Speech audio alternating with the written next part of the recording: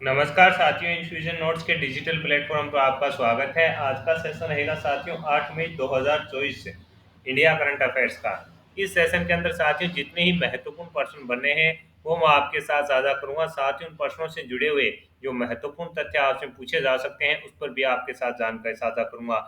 आपकी सुविधा के लिए साथियों इन्फ्यूजन नोट्स के टेलीग्राम चैनल पर है जो आपको डेली पीडीएफ मिल जाएगी। इसके अलावा साथियों मंथली की भी पीडीएफ है जो पिछले महीने की यानी अप्रैल की डाल दी गई है। इसके अलावा साथियों 1 जनवरी से लेकर 30 अप्रैल तक की भी पीडीएफ है जो डाल दी गई है। सेशन की शुरुआत करेंगे साथियों। सेशन आपको पसंद आए तो इसे लाइक व शेयर जरूर कीजिएगा। पहला क्वेश्चन आपसे पूछा गया है कि किस पड़ोसी देश ने 100 रुपए के नोट में भारतीय इलाकों को शामिल करते हुए अपना नक्शा छापने का फैसला किया है। तो साथियों आज की 2 दिन से जो ये न्यूज है पूरे वर्ल्ड के अंदर साथियों ट्रेंड कर रही है। आपसे पूछा है कि किस पड़ोसी देश ने 100 रुपए के नोट में भारतीय इलाकों को शामिल करते हुए अपना नक्शा छापने का फैसला किया है। तो आंसर हो जाएगा साथियों नेपाल के द्वारा यह फैसला किया गया है। ये जो हुआ है उस पर अपने बात करें, लेकिन साथियों इससे पहले नेपाल ने साल 2020 के जून महीने में देश का आधिकारिक मानचित्र जारी किया था, जिसमें साथियों जो भारतीय इलाकों को शामिल किया था वो था काला पानी, लिम्पिया दूरा और लिपू लेक को दिखाया गया था। और उन्हीं नक्शों को साथियों यानी उन्हीं जो इलाके हैं ये तीनों उनको शामिल करते हुए नेपाल ने अपने साथियों जो 100 रुपए का नोट छापेगा उसके अंदर है जो इन तीनों जो भारतीय इलाके हैं उनको शामिल किया है।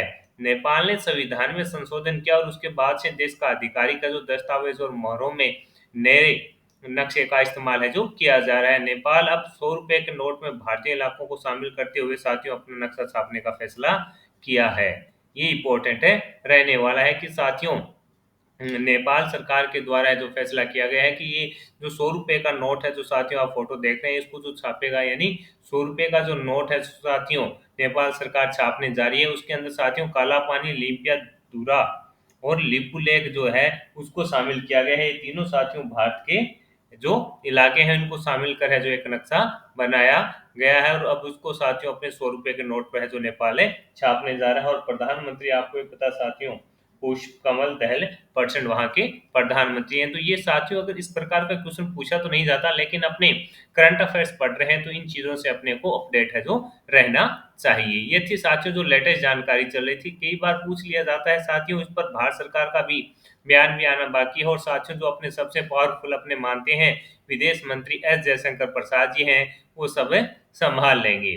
आगे बढ़ेंगे साथियों, अगले क्वेश्चन पर बात करेंगे। अगला क्वेश्चन आपसे पूछा है कि हाल ही में 26वीं आसियान भारत वरिष्ठ अधिकारियों की बैठक है जो कहां पर है आयोजित हुई है। तो आंसर हो जाएगा आपका नई दिल्ली के अंदर। हाल ही में 26वीं आसियान भारत वरिष्ठ अधिकारियों की बैठक कहाँ आयोजित हुई है? नई दिल्ली के अंदर साथियों इसका आयोजन किया गया है। आसियान भारत वरिष्ठ अधिकारियों की 26वीं बैठक साथियों, ये जो बैठक है साथियों वो दो या माफ कीजिए ये जो बैठक है वो 2 व 3 मई को है जो साथियों नई दिल्ली के अंदर आयोजित की गई थी। ये देखिएगा ये जो बैठक है साथियों वो है 2 व 3 मई को नई दिल्ली के अंदर आयोजित की गई थी। पूर्वी मंत्रालयों के सचिव जयदीप मजूमदार ने सिंगापुर के विदेश मंत्रालय में स्थायी सचिव अल्बर्ट चुआ के साथ बैठक की सह अध्यक्षता है जो की है। आसियान भारत संवाद संबंधों के लिए सिंगापुर भारत का एक क्या है समन्वयक देश बना हुआ है। आसियान के सभी सदस्य देशों और आसियान में प्रवेशक का दर्जा प्राप्त तिमोर लेस्टे के वरिष्ठ अधिकारी और प्रतिनिधि ने भी बैठक में है जो हिस्सा लिया है। तो अपने लिए इम्पोर्टेंट है कि हाल में 26वीं आसियान भारत और वरिष्ठ अधिकारियों की जो बैठक कहाँ आयोजित हुई साथियों नई दिल्ली के अंदर। कब से कब है?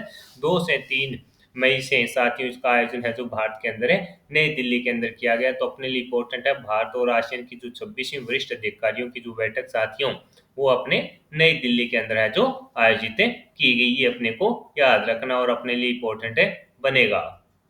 आगे बढ़ेंगे साथियों, अगले क्वेश्चन पर बात करेंगे। अगला क्वेश्चन आपसे पूछा है कि पनामा का राष्ट्रपति चुनाव है जो किसने जीता है? तो आंसर हो जाएगा साथियों जोस राउल मुलिना। साथियों जोस राउल मुलिना ने जीता है। एक महत्वपूर्ण राजनीतिक विकास में साथियों जोस राउल मुलिना ने पनामा के राष्ट्रपति चुनाव में विजयी हुए हैं। इन्होंने साथियों 92% से अधिक मतपत्रों के साथ लगभग 35% गिने गए वोटों को हासिल किया है।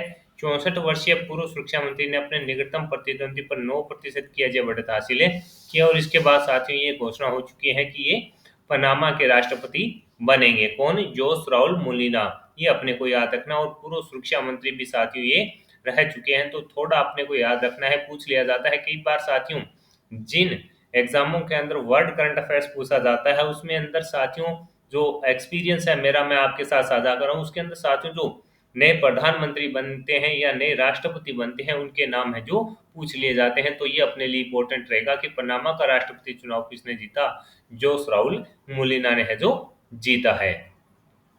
आगे बढ़ेंगे साथियों अगले क्वेश्चन पर। अगला क्वेश्चन आपसे पूछा है ला लीगा लीग का खिताब है जो किसने जीता है? आपसे पूछा है ला लीगा लीग का खिताब किसने जीता? तो आंसर हो जाएगा रियल मैड्रिड ने। Spanish football club real Madrid ने कैडिज को साथियों 3-0 से हराकर है जो ला लीग 2023-24 सीजन का खिताब है जीत लिया। और ये रियल मैड्रिड का साथियों 36वां ला लीग खिताब है जो इसे इन्होंने हासिल किया है। तो आंसर है आपका क्या रहेगा? ला लीग का खिताब किसने जीता है? तो आंसर हो जाएगा रियल मैड्रिड के द्वारा जीता गया है। और किसको हराया है?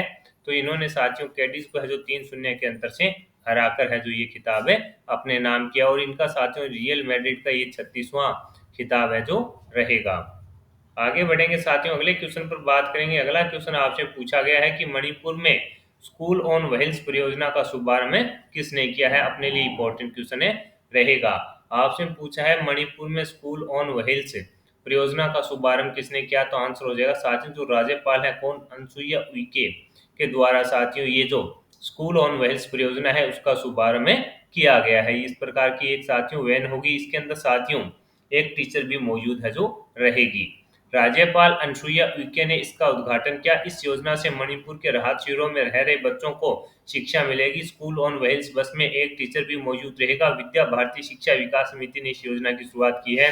साथियों जो मेरे को लगता है कि ये क्वेश्चन साथियों आपको कन्फर्म आगामी प्रतियोगिता परीक्षा में पूछा जाएगा कि किस राज्य के अंदर हाल ही के अंदर स्कूल ऑन व्हील्स परियोजना का शुभारंभ किया गया। तो आपका आंसर रहेगा अनसुईया उइके। और ये कौन है? राज्यपाल है। उसके अंदर साथियों होगा क्या कि जो मणिपुर के अंदर राहत शिविर लगे हुए हैं, आपको ये पता है मणिपुर के बारे में, वहां पर जो राहत शिविर लगे हुए हैं उन पर वहां पर जो बच्चे रह रहे हैं उनको शिक्षा दी जाएगी। और इसके अंदर साथियों एक टीचर भी है जो मौजूद रहेगा। विद्या भारती शिक्षा विकास समिति ने इस योजना की शुरुआत की है। तो ये इंपॉर्टेंट रहेगा कि किस समिति के द्वारा साथियों इसकी शुरुआत है जो की गई। तो आपका आंसर हो जाएगा विद्या भारती शिक्षा विकास समिति ने इस योजना की शुरुआत है जो की है। इस प्रकार की ये साथियों वैन होने वाली है। और इसके अंदर साथियों एक टीचर रहेगा और राहत शिविरों में जाकर है जो बच्चों को साथियों शिक्षा देगा। यानी शिक्षा सबसे महत्वपूर्ण है साथियों, ये अपने को पता है। शिक्षा के माध्यम से ही समाज और अपने देश में अगर कोई परिवर्तन अपने को सकारात्मक करना है तो वो शिक्षा के माध्यम से ही किया जा सकता है। आगे बढ़ेंगे साथियों अगले क्वेश्चन पर बात करेंगे। अगला क्वेश्चन आपसे पूछा है कि भारत का अगला क्वेश्चन आपसे पूछा है कि भारत ने दक्षिणी चीन सागर में तैनाती के लिए भारत के कौन से जहाज है जो सिंगापुर पहुंचे हैं? दक्षिणी चीन सागर में तैनाती के लिए भारत के कौन से जहाज सिंगापुर पहुंचे हैं? तो दिल्ली शक्ति और Kiltan.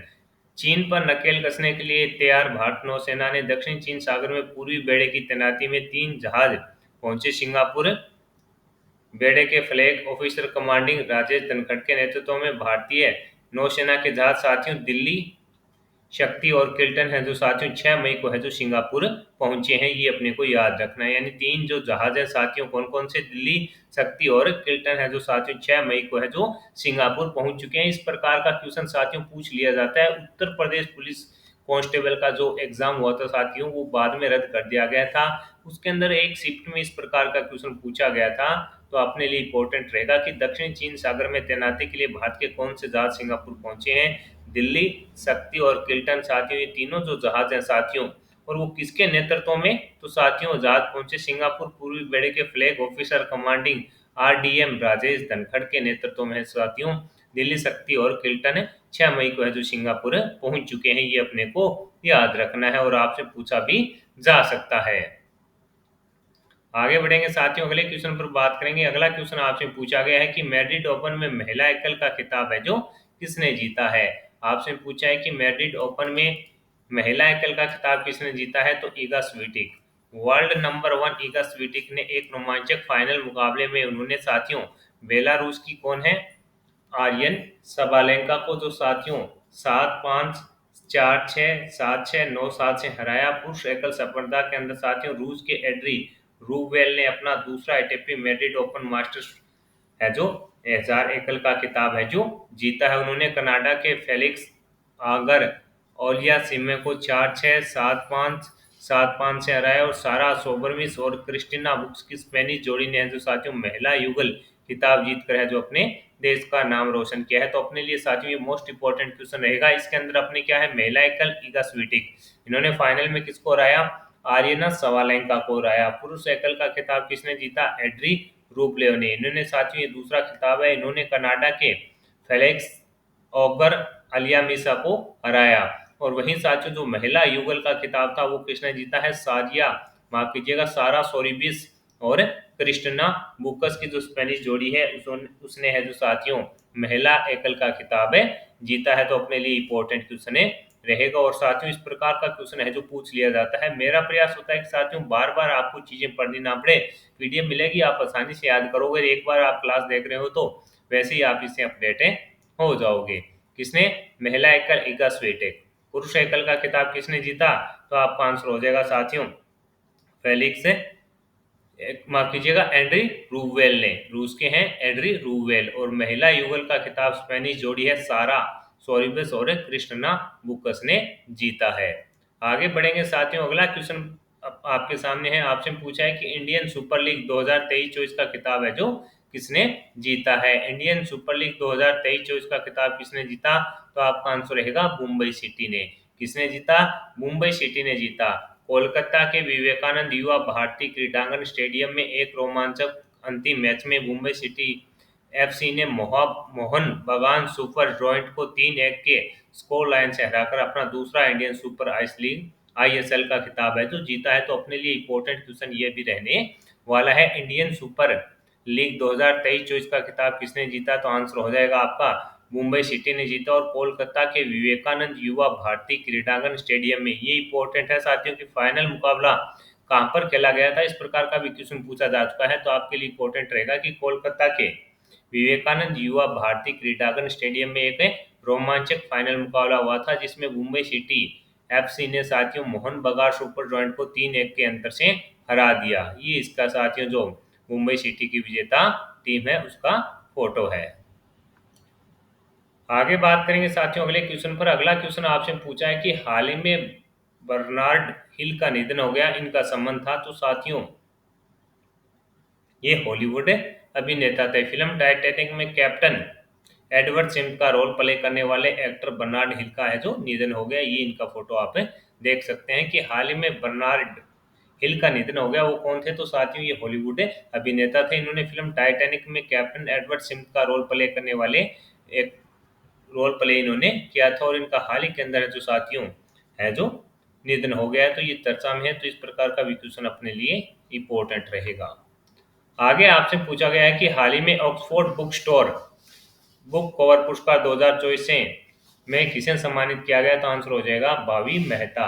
Oxford Bookstore book cover पुरस्कार 2024 ने भावी मेहता को विजेता घोषित किया। भावी मेहता ने प्रीतम सबस्टेशन की द बुक कौन सी है, ब्यूटीफुल के लिए 9वां Oxford Bookstore book cover पुरस्कार 2024 से इन्होंने जीता है। आपसे पूछा है कि हाल ही में Oxford Bookstore book cover पुरस्कार 2024 से किसे सम्मानित किया गया, तो आपका आंसर हो जाएगा भावी मेहता को है जो साथियों इन्हों को सम्मानित है जो किया गया है। Oxford Bookstore book cover पुरस्कार 2024 ने भावी मेहता को विजेता है जो घोषित है किया है। तो अपने लिए इंपॉर्टेंट है रहने वाला क्वेश्चन है साथियों, और आपसे पूछा भी जा सकता है।